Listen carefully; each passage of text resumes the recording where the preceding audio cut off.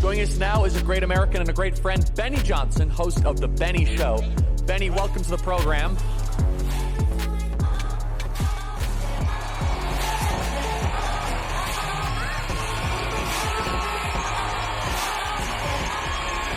What's going on, Alabama? My people! Sweet home, Alabama! In the words of Jesse Smollett, this is MAGA country. Yes! And War Eagle! How we doing tonight? Good? How we feeling? You feeling that revival spirit? You feeling that revolutionary spirit? That comeback spirit? 1 year ago, tonight, President Trump won the 2024 election.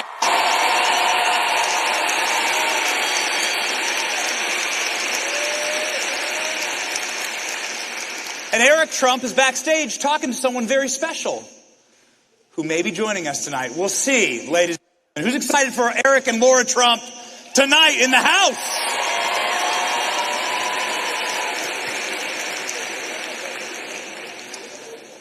Whew. We've been through a lot. I can hear the murmurs. You can guess who it is. We've been through a lot together.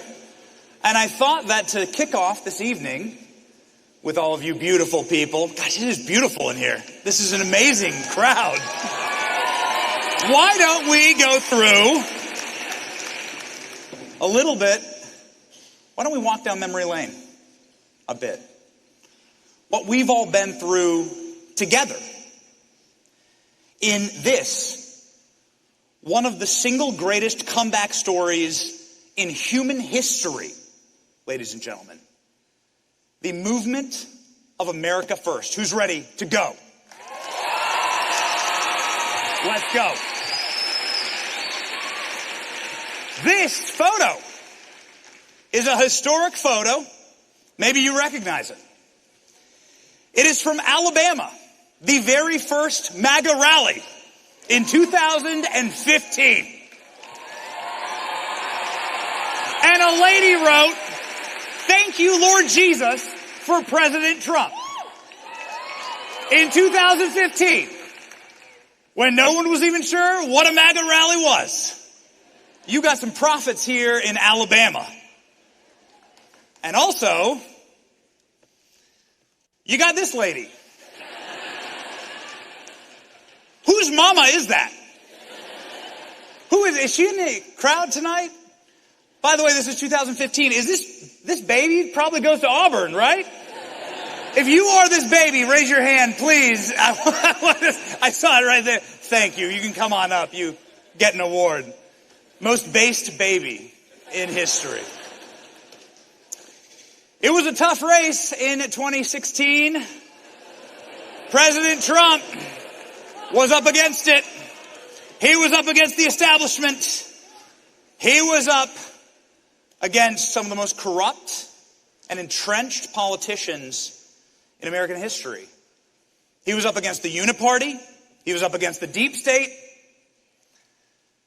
And he was up against some real dark and evil corruption. And ladies and gentlemen, what that establishment didn't understand is that President Trump has always been our giant middle finger to the establishment.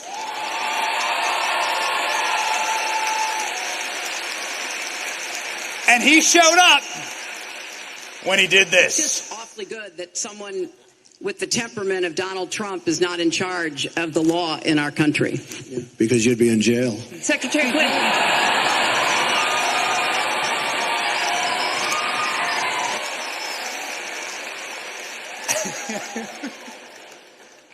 If you've checked the news recently, you may know that Donald Trump is about to make good on that promise. Because you'd be in jail, lady. I hope they have extra wide pantsuits, but nonetheless, it was an uphill battle. Boy, look at that. What a doomer poll, right?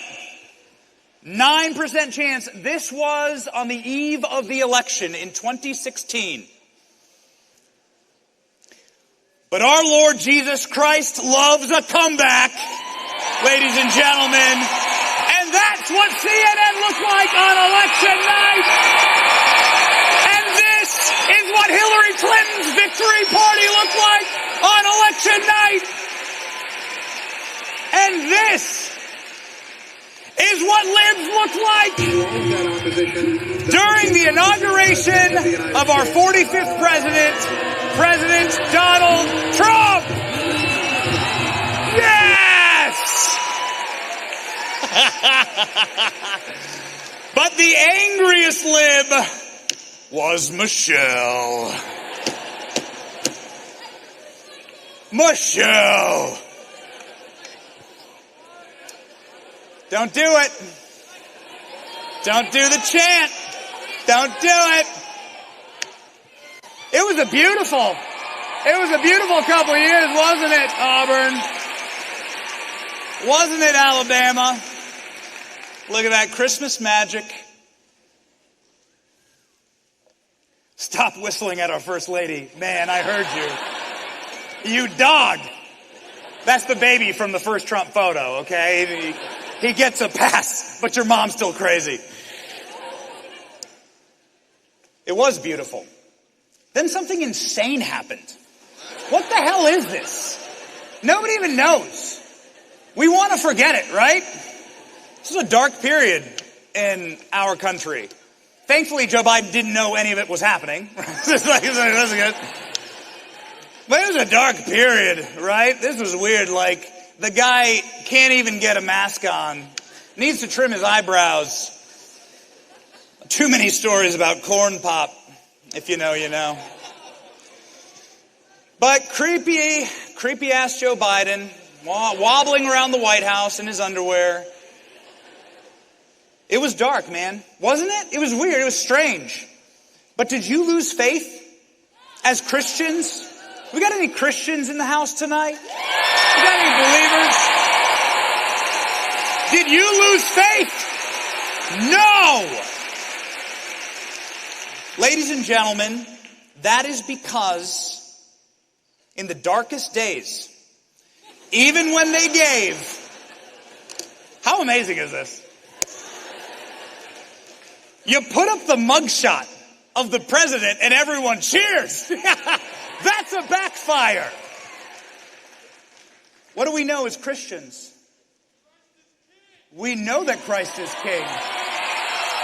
We know that what man intends for evil, God intends for good. They said, we'll destroy this guy. We'll destroy Trump. We'll give him a mugshot. That'll do it. What they gave him was a rap album. All you gotta do is put a parental advisory sticker on that, and it's the hottest banger of the summer.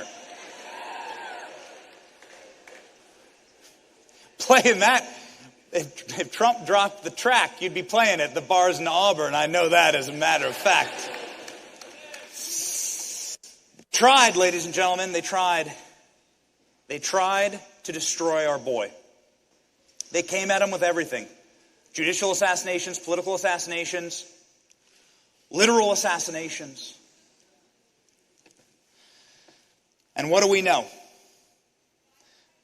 We know that President Trump told us what the scriptures tell us when we are in times of trouble, to seek solace in our Lord and to fight, fight, fight. Yes?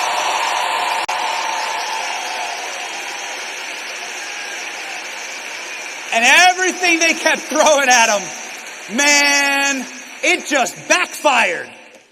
And that's what happens, ladies and gentlemen.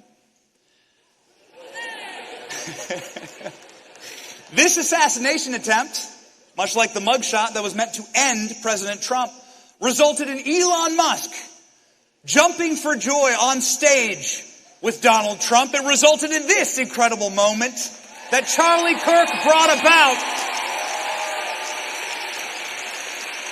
where the king of McDonald's and the king of Maha joined together on stage. It was a beautiful thing. It was looking unstoppable. So they had to swap out the damn candidate. Now this is a photo of Kamala Harris hearing some guy up there in the audience, probably my dad, honestly. Thanks, Dad. What happened here was a historic moment. So they just swapped out Kamala, and a dude at Kamala rally goes, "Christ is king." And Kamala goes, "You're at the wrong rally." That's what she said. Ladies and gentlemen, if you believe Christ is king, you're at the right rally tonight.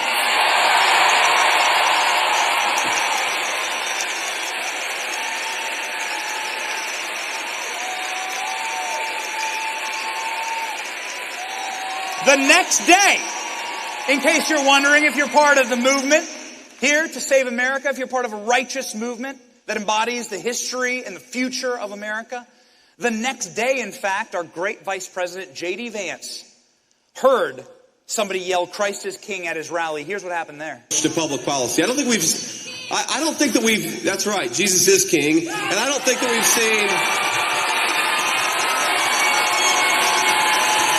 Can you spot the difference? This election was so epic. This election was so epic. Man, Kamala Harris, not only did she lie about Christ being king, she also lied about working at McDonald's. What a weird thing to do. Who else has worked fast food? Does anybody work fast food? I work fast food. Who's worked as a server or a waiter? It's a beautiful job. It's a dignified job. You're serving your fellow man. It's an incredible job. You learn a lot.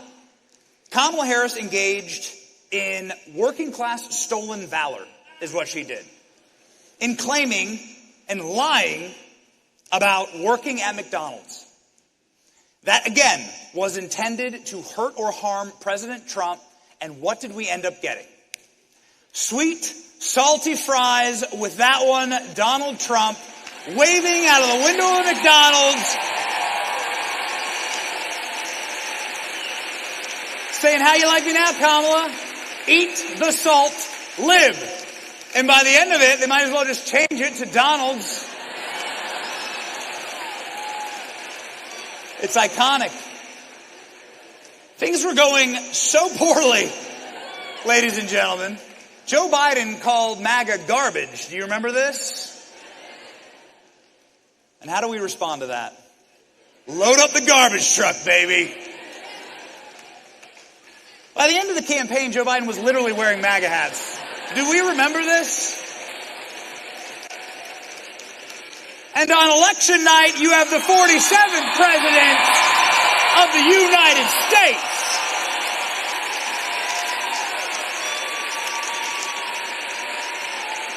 Woo! It was a thing of beauty. It was God. It was God. That's the only one who could do something like this. A comeback tour for the ages. On the here's what was happening in downtown Atlanta. My girl just lost a day ago. Like, damn. See ya later, Kamala. Ladies and gentlemen, we got our boy sworn in after all of this. And now he's passing out Trump 2028 hats in the White House to the Democrats. And J.D. Vance is a meme.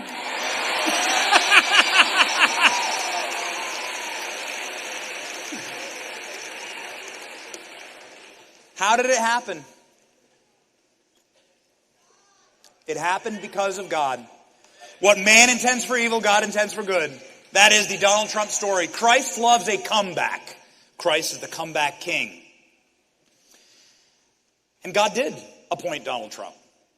In Romans 13, it says that God institutes the government of men. God determines our government.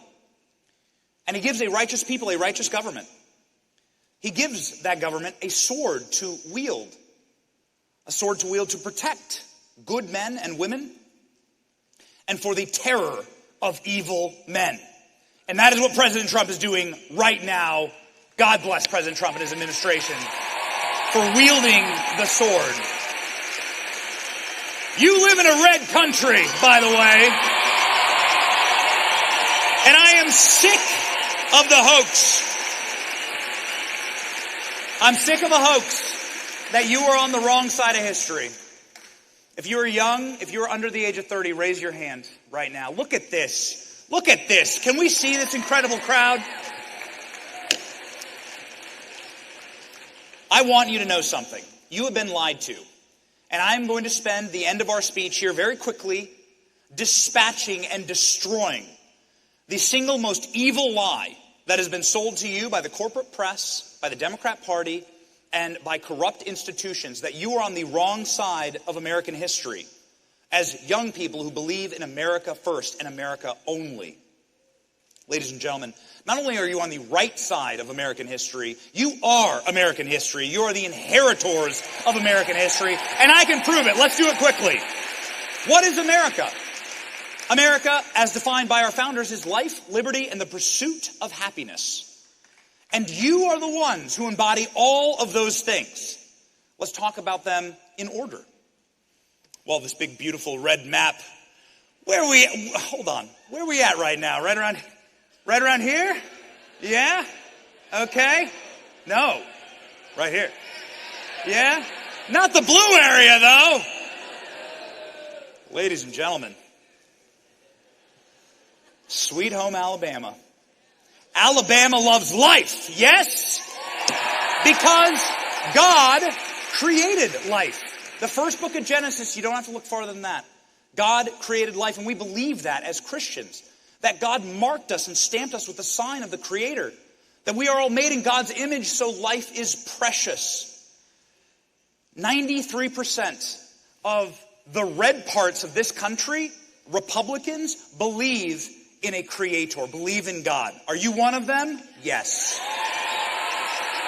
Do you know as Democrats, that's only 50%. And that defines the entire problem right there.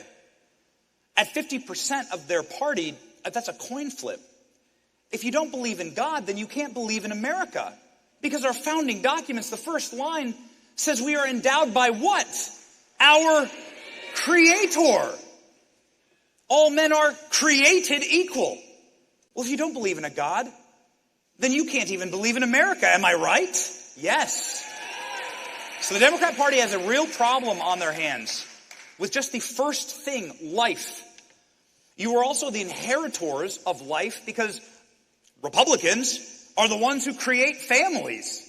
Republicans are the ones who want to be fathers and mothers and to carry forward our beliefs and our value system and our nation to make more Americans. In fact, when Gallup did a poll of young Trump supporters, they broke them out, men and women. Do you know the number one thing that young men wanted in their lives was to become a father and to become a husband? That was the number one priority.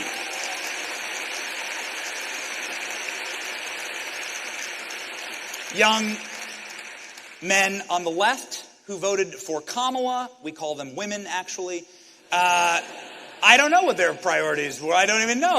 Fatherhood was dead last, finding a new a kitty litter box to pee in because I identify as a cat. I don't know. Maybe that's the priority. I'm not sure. I don't know. I know this, that is the legacy of Charlie Kirk.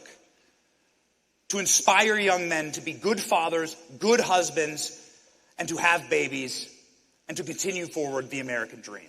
That's life, ladies and gentlemen.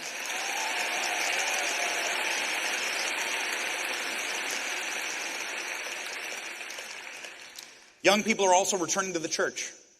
This is a historic generation. If you raised your hand and you were under 30, You are in the first generation, as far as I know, in human history that is returning to the church at a higher rate than your parents.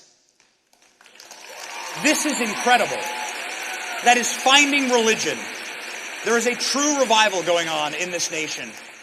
And of course, as those in the Christian tradition, we are the inheritors of the conquest of life, ending child sacrifice. Ending child sacrifice as we know it, which is abortion today. Ladies and gentlemen, Christians are the ones who see value in life because we know that God created us. That's why we are pro-life. Unfortunately, there are communists who are winning elections in this country. They are anti-life. Communists show you that with all of their motivations and all of their moves. This is why I'm very worried about assassination culture on the left. I'm concerned about it because if you don't believe in God, if you don't believe in the value of life, you will view it as permissible to kill for power. Communists always do that. There was a man elected as Attorney General, this top law enforcement official in the state of Virginia, just last night, who says he wants to murder Republican children. That is what we are fighting against. There is a literal communist elected as New York City mayor.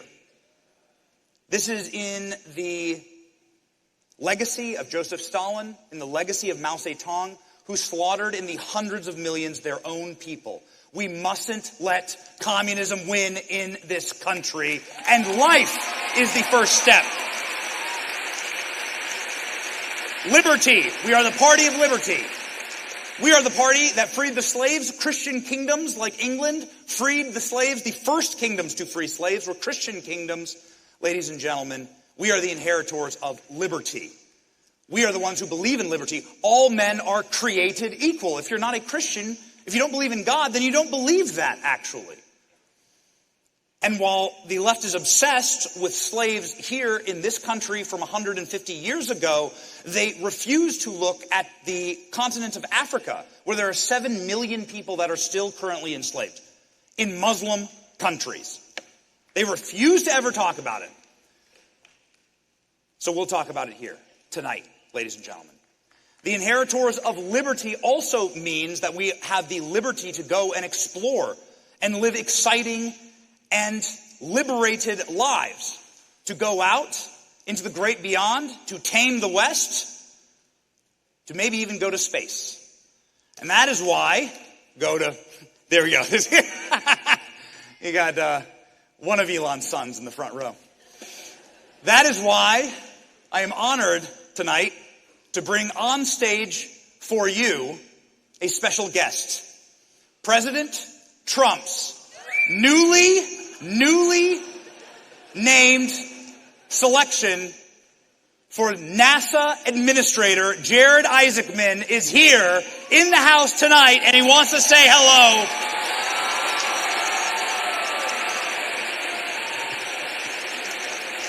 Hey, thank you so much.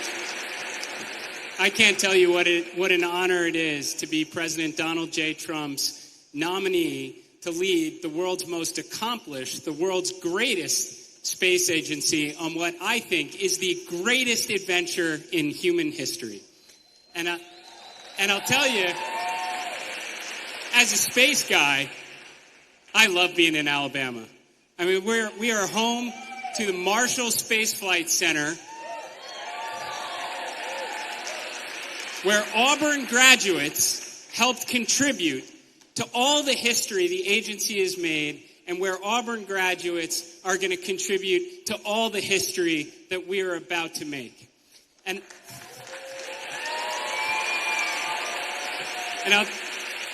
that's not all. Alabama is also home to Space Camp, where the next generation is getting inspired to grow up and to take us even higher, and where 30 years ago my journey began at Space Camp. And I'll tell you, just ending on a very personal note, I didn't grow up very religious at all. And my mother's family, we celebrated Christmas. My father's family, we celebrated Hanukkah. But I can tell you, having gone to space twice and looking back on our planet, looking at the stars around us, it is very hard not to be spiritual. But it was only recently, in the last couple weeks, that I was inspired for the first time in a very long time to pick up the Bible. And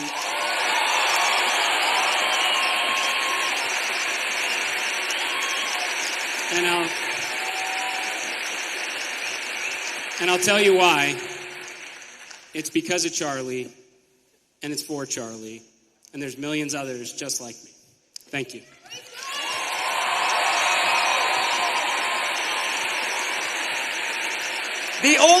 He's too humble. He's a fighter jet pilot, and he's the only civilian to do a civilian spacewalk out in space. The guy is an absolute and total badass. Jared Isaacman will be leading NASA, and we are going back to the moon, baby!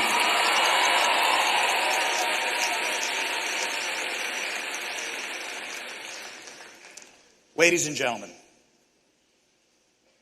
the pursuit of happiness. Philippians says, rejoice in the Lord always, for again I say rejoice. We do things as a movement that leads to actual happiness. When you are contributing to your community, when you are creating families, when you are going to church, these are outward-looking activities. All available data says these are the things that actually bring you lasting, true joy and happiness. Conservatives are the ones who own those activities. The left is constantly looking inward, right? What are my pronouns today? Like, where is my litter box?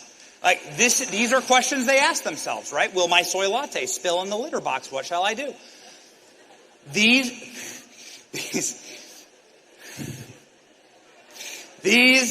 are important questions for them.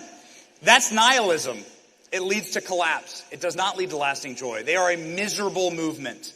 And we're happy, and that means we've already won, ladies and gentlemen.